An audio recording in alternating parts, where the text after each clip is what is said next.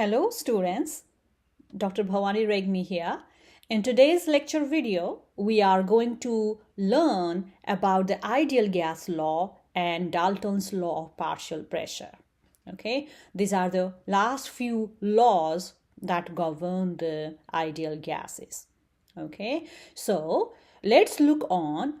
We have already learned that the variables or the function like pressure, volume, number of moles and temperature, those are the ones that describe the property of any gas, right? So if we bring all these variables together, right, then we will come up with the equation.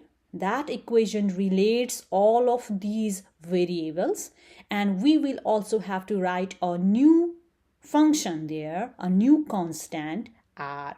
Okay, so let me bring, when we have pressure, volume, number of moles and temperature, okay, they all will be related, okay, by n and t.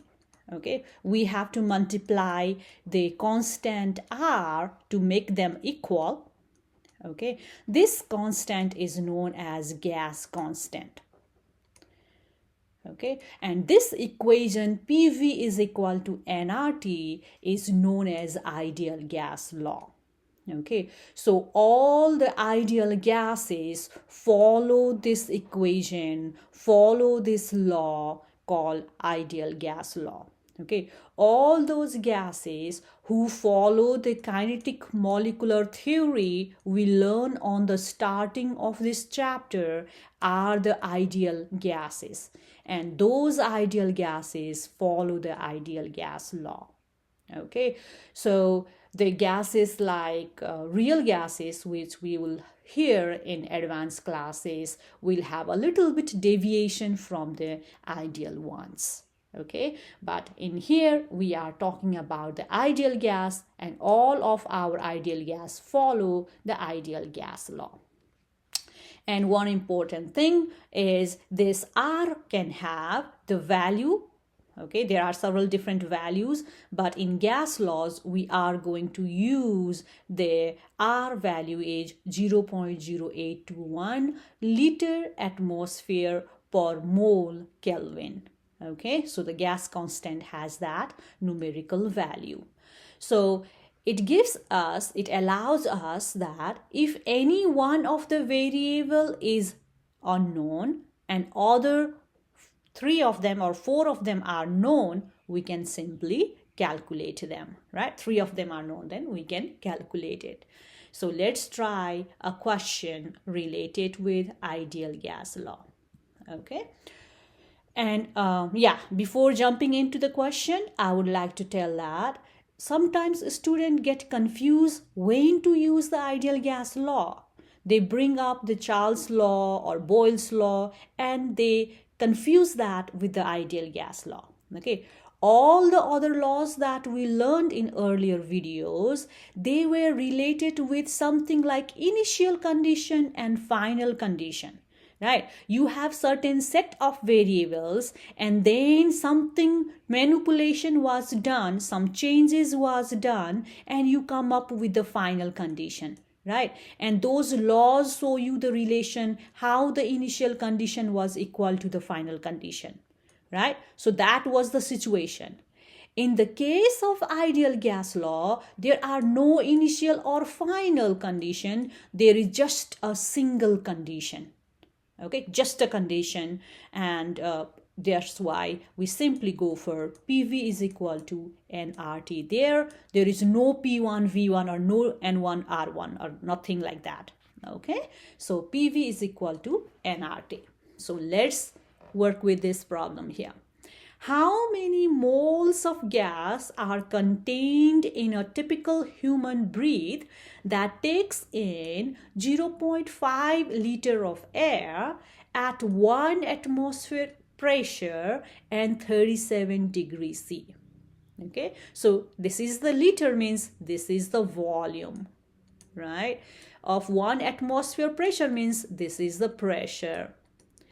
and we are given the temperature, but right away you see that temperature is in degrees C. You need to add 273.15 to make it Kelvin. Okay, so now let me write what are the value given. V is 0.50, P is 1 atmosphere, and temperature is 37.273.15 Kelvin. In the calculator, if you hit those numbers, you will get 310.15 Kelvin. Okay, so you see, we do not have P1 V1 or P2 V2, nothing like that. It's simply V, simply volume, pressure and temperature, a single condition. Right, now the question is asking how many moles of gas are there.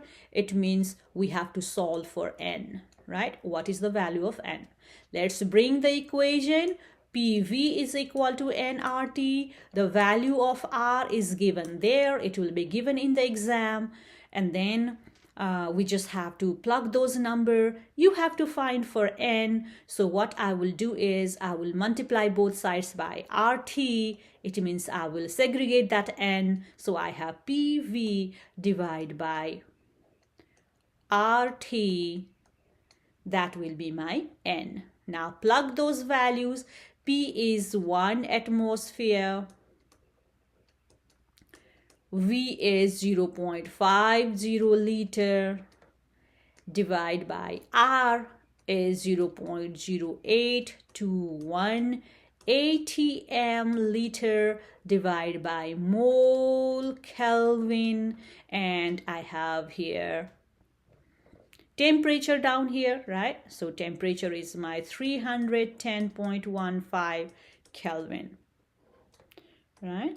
So now you can see, let me bring other color of the pen. You can see here the atmosphere and the atmosphere unit will cancel out. The liter and liter unit will cancel out. The Kelvin and Kelvin unit will cancel out. We will have just moles left over. And that mole is 1 divided by 1 divided by mole. So it will come up. It will be simply mole. Okay. And these numbers are 1 times 0.5 divided by 0.0821 and 310. If you come up with all these numbers, you will have 0.01965 moles of the gas. Okay, and let's see, I have here 0.50 is 2 sig fig, this is 2 sig fig, that is 2 sig fig. So I would like to write that in 2 sig fig. So it becomes 0.02. This is 1 sig fig, add one more 0. Now it is 2 sig fig. So that many moles, because I have a 6 here, I had to put the 2 there, right? We have to put that 2. So 0.020 moles of gas are present in the container.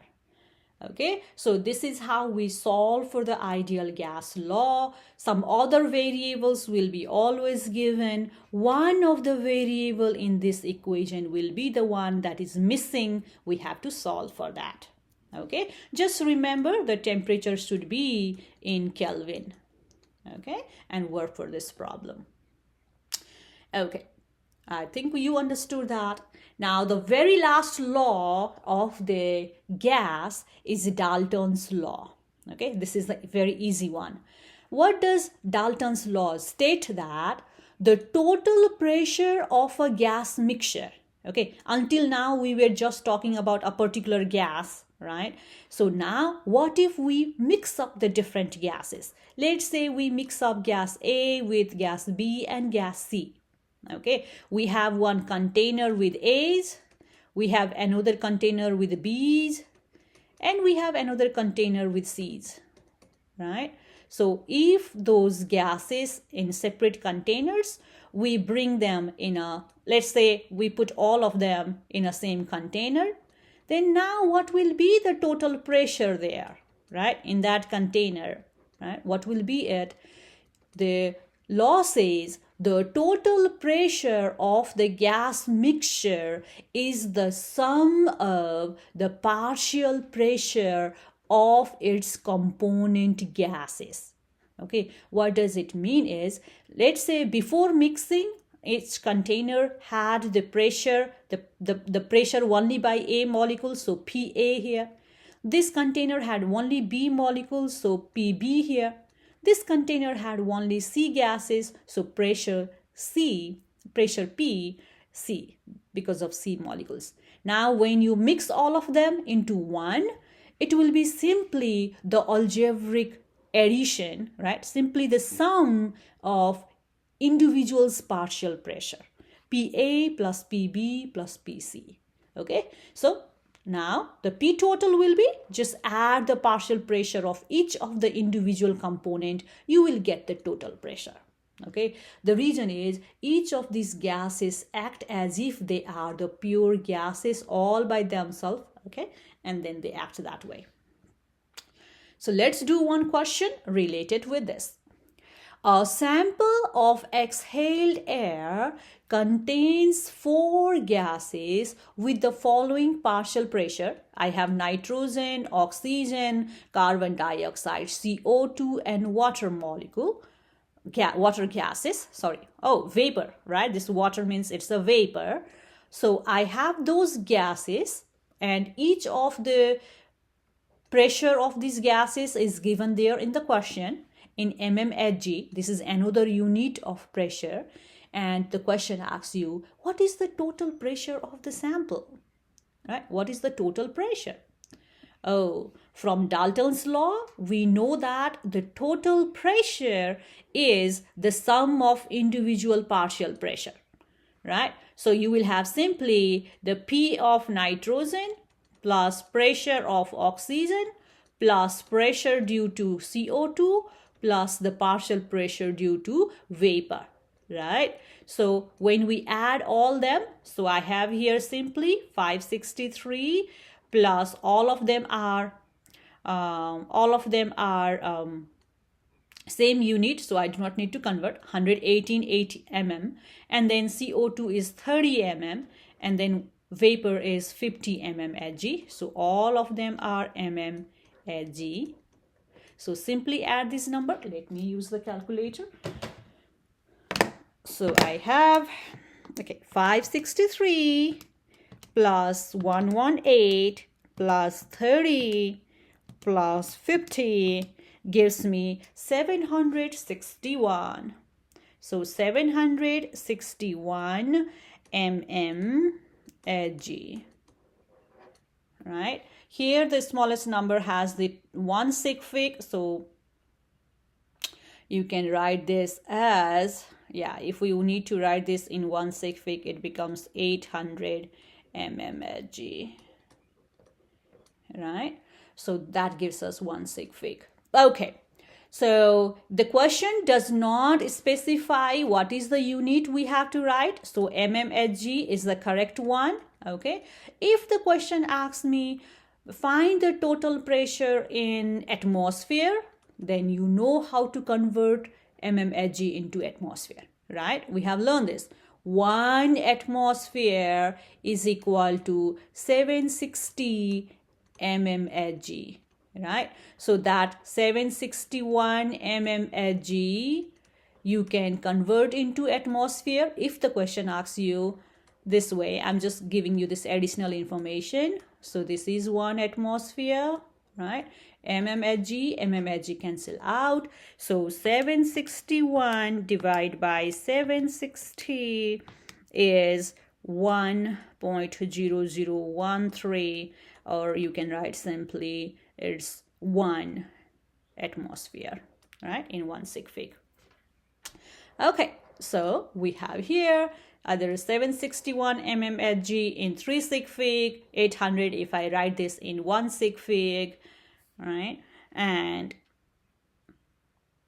we have 1 atmosphere if we write it in the atmosphere. Okay, so this is how we solve for the Dalton's law, and by Dalton's law we have concluded all the gases laws of laws of the gases, and we have concluded the chapter 7. Okay, please keep studying and review these problems, work yourself. Similarly, work the problems in the practice sheets, and you will have more questions in the connect homework as well as quizzes. Okay, get yourself mastering all these skills. Thank you.